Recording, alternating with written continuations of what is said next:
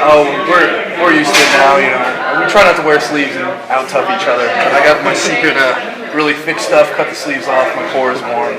You know, it makes us. It kind of makes practice more fun. You get to, you know, act like something else is bothering you other than being tired or something like that. So we make it work.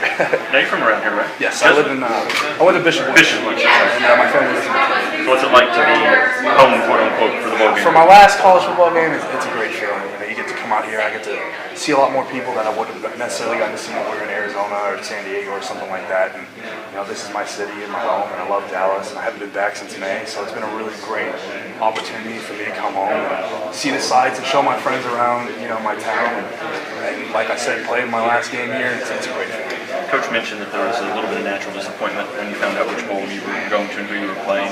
For you personally, what was that process like? Honestly, I can't speak for the rest of my teammates. I didn't have any disappointment.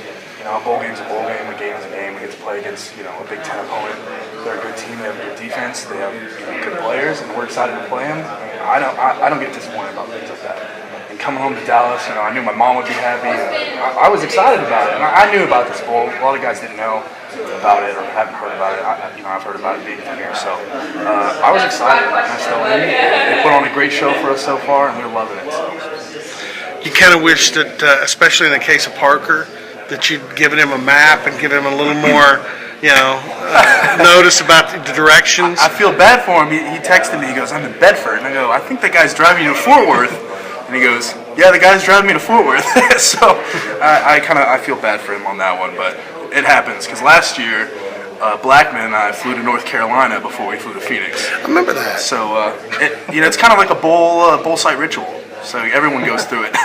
Well, and I was going to ask too. Did he let you know that the cab driver was cussing at him in French? Yeah. And because he had taken French in high school, he was able to say, "Look, you can cuss at me in English. You don't have to cuss at me in French." He mentioned that. It was an interesting situation. Remember that story for a while.